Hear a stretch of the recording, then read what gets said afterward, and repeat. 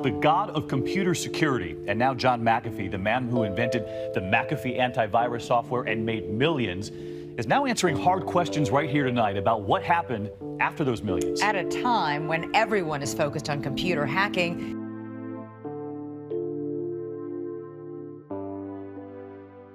When investigators finally pushed open the basement door of John McAfee's Caribbean compound, they weren't prepared for what was inside.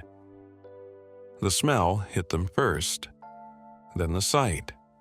A man who had built one of the most successful software companies in history had been living and allegedly operating in ways that defied explanation. Weapons, chemicals, documents, a life built on paranoia, power, and secrets. This wasn't just the home of an eccentric tech billionaire. This was evidence. And what it revealed about McAfee's final years would shake everyone who thought they already knew his story: the rise and retreat. John McAfee wasn't always a man hiding in a jungle compound surrounded by armed guards. In 1987, he founded McAfee Associates and sold one of the world's first commercial antivirus products at a time when most people didn't even know what a computer virus was. By 1994, the company was worth hundreds of millions. He cashed out, walked away, and became the kind of person who gets invited onto magazine covers and conference stages. Silicon Valley loved him. He was proof that being smarter and bolder than everyone else actually paid off. But money changed things. Or maybe it just removed the last guardrails on who McAfee already was. He bought a yoga retreat in Colorado. He funded research into herbal antibiotics. He acquired properties across multiple countries. He gave interviews where his views grew stranger and more extreme with each passing year.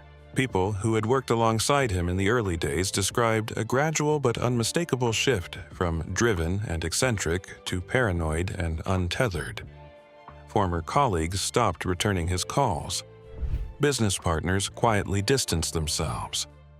The man who had once charmed boardrooms was now spending his evenings writing lengthy blog posts about government surveillance and the coming collapse of civil society. And after the 2008 financial crisis wiped out much of his fortune, he made a decision that would define the rest of his life. He moved to Belize. Belize is a small nation on the Caribbean coast of Central America. It has low taxes, a relaxed regulatory environment, and, according to many who have lived there, a justice system that is deeply susceptible to money and influence. For someone who had grown increasingly hostile to oversight of any kind, it was the closest thing to a blank slate a wealthy man could find. McAfee bought land on Ambergris Caye, a narrow island just off the northern coast, and started building. What he built was not a retirement home. It was a fortress. Visitors who made it onto the property described multiple reinforced structures, armed guards, dozens of dogs, surveillance cameras covering the perimeter and surrounding roads, and a main building with a basement level that had been modified far beyond anything a normal residence would require. Thicker walls, modified ventilation, multiple internal locks on doors that, from the outside, looked like ordinary storage rooms.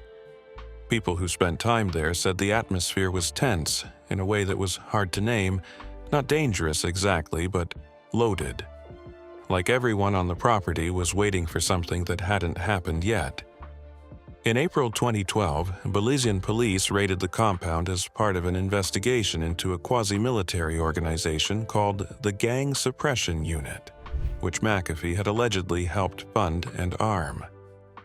Officers seized unlicensed weapons and what they described at the time as a clandestine drug laboratory.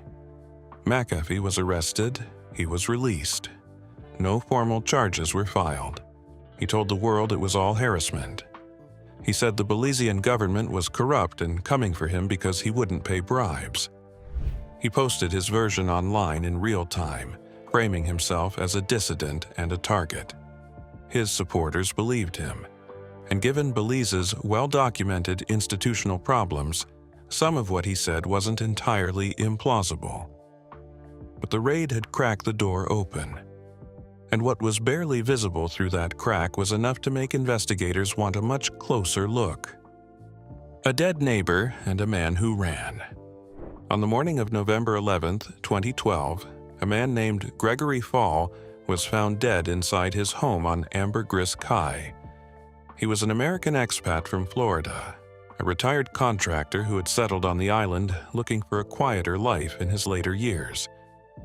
He had recently filed a formal complaint with local authorities about McAfee's dogs, describing them as aggressive and dangerous to people in the area. It was the kind of neighborly dispute that happens everywhere, mundane, irritating, entirely ordinary. Then he was found with a single gunshot wound to the back of his head. Belizean police named John McAfee as a person of interest. Not a formal suspect, at least not publicly, but someone they needed to sit down with and question. The distinction mattered legally. In practice, it meant one thing. They wanted to talk to the man who lived closest to Fall, who had a documented conflict with him, and who had already demonstrated through the April raid that his compound contained things that raised serious questions. McAfee vanished. Instead of presenting himself for questioning, he went into hiding and turned his disappearance into a media event. He buried himself in sand on a beach to avoid detection. He dyed his hair. He disguised himself in different outfits, at one point posing as a journalist, and at another as a frail elderly tourist. He bounced between safe houses across the country, and throughout all of it, he was posting updates online, photos, videos, and written dispatches describing his escape in real time as though it were an adventure rather than a flight from a murder investigation. The performance was extraordinary, and that word cuts both ways. It was extraordinary as spectacle, but it was also extraordinary as a piece of misdirection. While the world watched McAfee apply disguises and dodge checkpoints, the actual question of who killed Gregory Fall and why was steadily losing oxygen. He said he had nothing to do with Fall's death. He said the Belizean government wanted to frame him. He said that if he turned himself in, he would be killed before he ever saw a courtroom. He said all of this loudly, repeatedly, and with enough detail to sound credible to people who wanted to believe him. And many did, because McAfee had correctly identified real corruption within Belizean institutions, a fact he used skillfully to make every accusation against him look like a fabrication. In December 2012, he crossed the border into Guatemala and applied for political asylum. Guatemala denied the request and arrested him for illegal entry. While in custody, McAfee reportedly suffered 2 minor cardiac episodes that his critics viewed skeptically, given how convenient the timing was. Whether genuine or performed, the episodes generated international headlines and brought him days. He was deported, but because he held a U.S. passport, Guatemalan authorities put him on a flight to Miami rather than back to Belize. The moment he landed in Florida, he was untouchable. Belize had no mechanism to compel the United States to hand him over for questioning in a case where no formal charge had been filed. He gave a hotel room interview in Miami within hours of landing. He was laughing, relaxed. He looked like a man who had just won something he had been playing for all along. Meanwhile, back on Ambergris Caye, Gregory Fall's family was still waiting for answers that have never come. No charges, no trial, no official conclusion. His murder remains unsolved to this day, not cold in the sense of running out of leads, but cold in the sense that the institutions capable of pursuing it appeared to simply move on. And when investigators returned to McAfee's compound, now abandoned for a more thorough search, what they found in that basement gave the whole story a much darker texture. What was in the basement? The basement of McAfee's main building on Ambergris Caye had not been built the way basements normally are. The walls were reinforced beyond residential standards. The ventilation system had been modified specifically in ways consistent with a space where chemical processes were being carried out and where fumes needed to be managed and controlled. There were multiple internal locks. The space was divided into sections, each accessible only through its own secured door. It wasn't a storage room. It wasn't a panic room. It was, in the most literal sense, a facility. When investigators went through it methodically, here is what the documented record shows they found. A working chemical laboratory. Glassware, heating equipment, and containers with residue were later identified as being associated with the synthesis of synthetic stimulants. McAfee had publicly stated, in blog posts and interviews, that he was researching herbal antibiotic compounds, natural remedies, plant-based medicine, the kind of thing that sounds eccentric but harmless. The equipment found was not consistent with that kind of research. It was, however, consistent with the production of MDPV, a bath salt-type psychoactive substance that was legal in Belize at the time, but had serious, well-documented psychological effects, including extreme paranoia, aggression, and, in some documented cases, full psychosis. What made this particularly significant was that McAfee hadn't kept his interest in MDPV private. He had written about it by name on his personal blog. He described experimenting with it on himself, cataloging the effects in detail. He wrote about administering it to others and recording their reactions. He framed it as research. Whether it was research in any meaningful scientific sense, or whether it was something closer to a private experiment with people who may not have fully understood what they were being given, is a question nobody has ever cleanly answered. The presence of a production-capable lab suggested this had moved well beyond curiosity. Modified weapons. Firearms are common in Belize and largely unremarkable in that context. What drew investigators' attention was not the guns themselves, but what had been done to some of them. Several showed modifications that would constitute serious criminal offenses under the laws of most countries, alterations designed to change how they functioned in ways that standard civilian ownership does not permit. McAfee had been vocal, in interviews and online, about his philosophy that genuine personal security required overwhelming force. Not just the ability to defend yourself, but the ability to make any confrontation decisively one-sided. The basement suggested that the philosophy had been put into practice with considerable technical effort, an extensive surveillance network. The camera infrastructure on the compound was not a simple security system. It extended past the property line entirely. It covered the roads leading to and from the compound. It covered neighboring properties.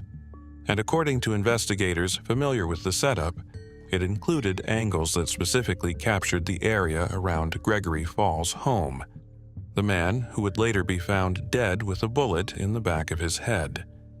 Whether that surveillance had captured anything relevant to Fall's death, and whether any such footage still existed by the time investigators arrived, has never been publicly confirmed. Documents and communications.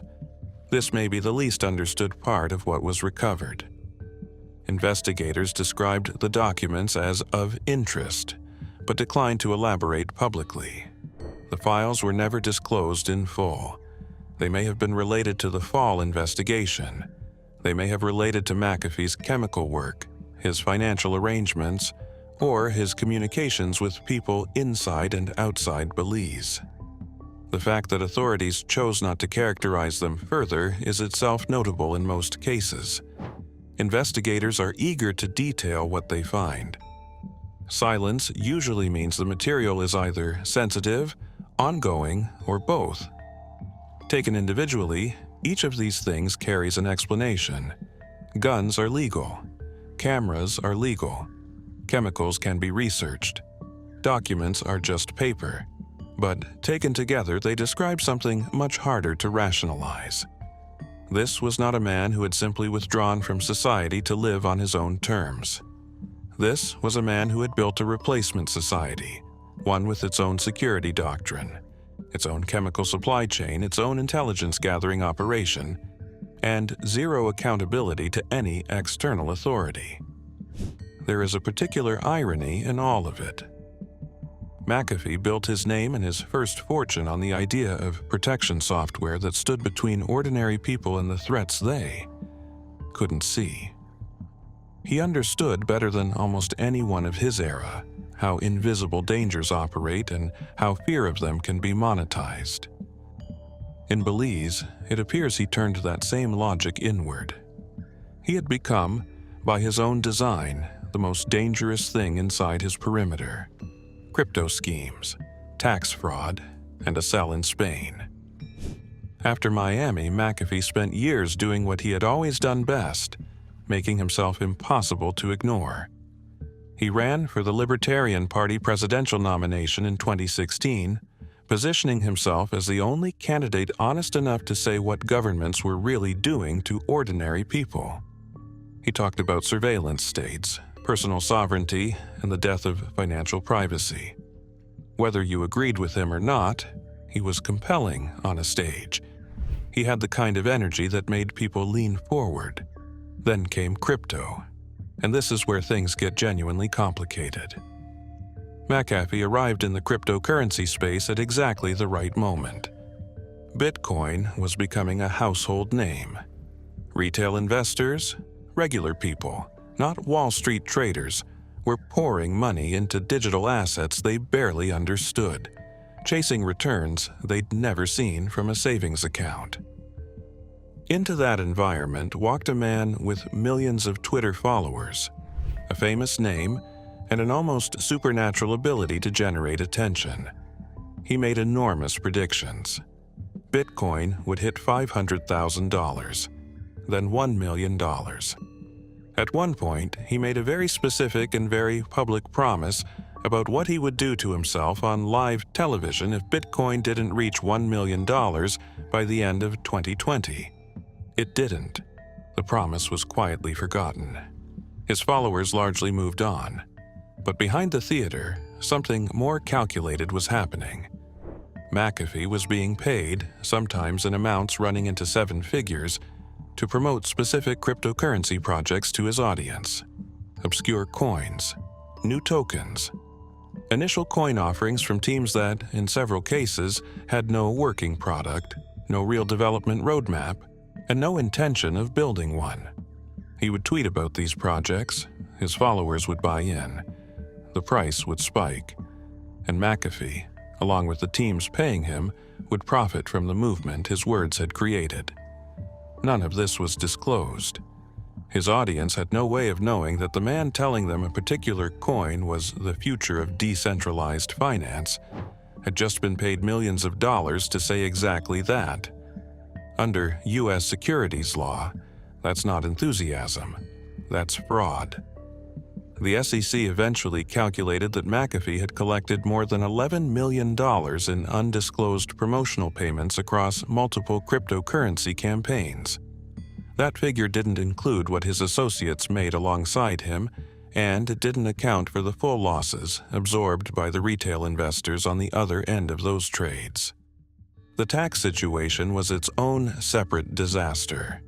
From 2014 through 2018, 4 consecutive years, McAfee filed no federal tax returns at all.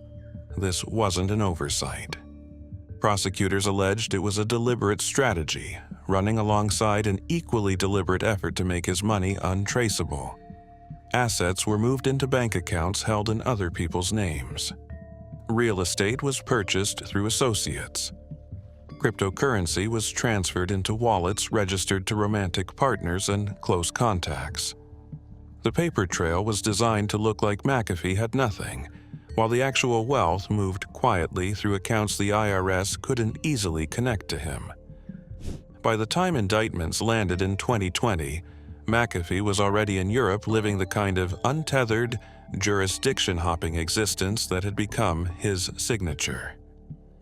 In October of that year, Spanish police stopped him at Barcelona's El Prat airport as he was boarding a departing flight.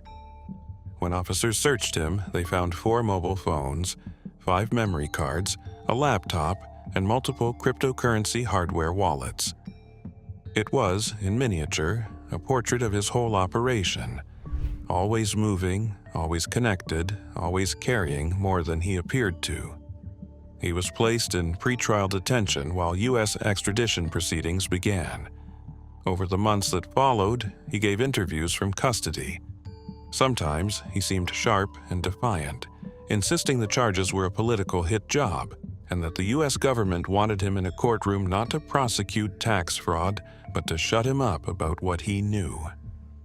Other times, he looked exhausted in a way that went beyond tired, like a man who had been running for so long that stopping even involuntarily had revealed something he'd been outrunning. In June 2021, a Spanish court approved the extradition request. The legal fight he had been waging for months was over. He was going back. Hours later, prison staff found him in his cell. He was gone. The death, the doubts, and what will never be answered. On June 23, 2021, John McAfee was found unresponsive in his cell at the Bryans II prison outside Barcelona. Prison staff attempted resuscitation. He was pronounced dead. Spanish authorities ruled the cause of death as suicide by hanging. He was 75 years old. The timing was brutal in its precision.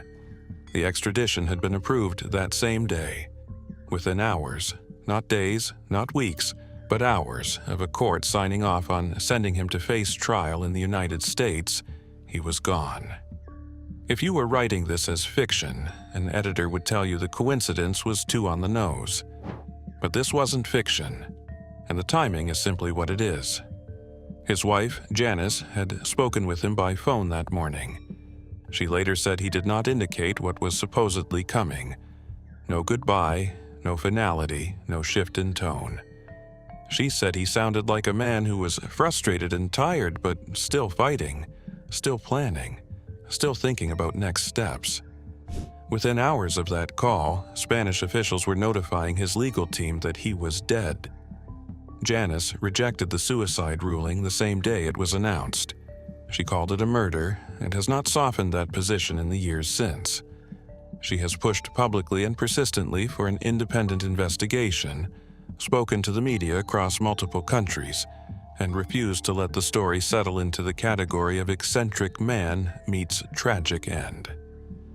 Whether that persistence comes from genuine certainty or from grief that needs somewhere to go is something only she knows. But she has not stopped. His lawyers expressed shock in terms that went beyond the standard legal statement. People who had spoken with him in the days prior said he had been engaged, strategic, and focused on his defense. Not a man preparing to die. Then there was the tweet. In August 2019, 2 years before his death, McAfee posted something that, in retrospect, reads less like a joke and more like a prepared statement. He wrote, "If I suicide myself, I didn't." He even added a photo of the word whacked, written on his arm in what appeared to be marker. At the time, most people treated it as performance, another McAfee provocation designed to keep himself in the conversation. After June 23, 2021, it circulated millions of times in a single week. People who had laughed at it in 2019 weren't laughing anymore. The family commissioned an independent autopsy. The findings confirmed asphyxiation as the cause of death, consistent with hanging.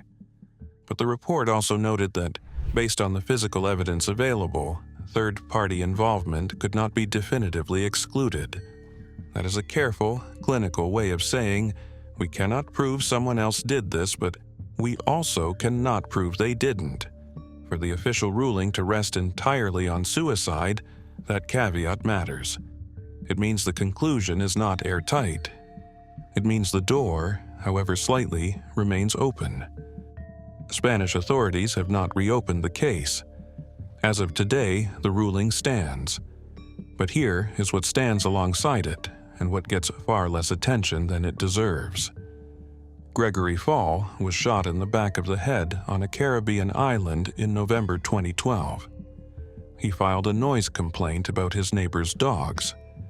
Weeks later, he was dead, and in the nearly 13 years since, not a single person has been charged. His family has spoken publicly about the experience of watching the world obsess over McAfee's escapes, his disguises, his blog posts, his Bitcoin predictions, while the actual murder of an actual man went cold and stayed cold. The institutions that should have pursued it didn't. The media that could have kept pressure on the case didn't. Gregory Fall became a footnote in someone else's story. The financial cases did not die with McAfee. Several of his associates were separately indicted and prosecuted for their roles in the cryptocurrency promotion schemes. The DOJ continued its asset recovery efforts, tracing hidden wallets and accounts through blockchain forensics. Some funds were located and seized. Others remain missing, moved through enough layers of obfuscation that even sophisticated investigators haven't been able to follow the trail to its end. Millions of dollars may simply never be recovered. The dead man's switch never came. For years, McAfee had implied, sometimes directly, sometimes in the sideways language he preferred, that he possessed a cache of explosive information. Documents, records, evidence of things powerful people had done and didn't want exposed. He said it was set to release automatically if he died. He said there were multiple copies in multiple locations. He described it as insurance, the thing that made him too dangerous to simply disappear. After his death, his followers waited. Nothing came. No document dump, no encrypted archive, no revelation. Either the switch didn't exist and was always a bluff designed to make him untouchable, or it existed and was neutralized before it could trigger, or it existed and turned out to contain far less than he had suggested. Each of those possibilities raises its own uncomfortable questions, and none of them has answers.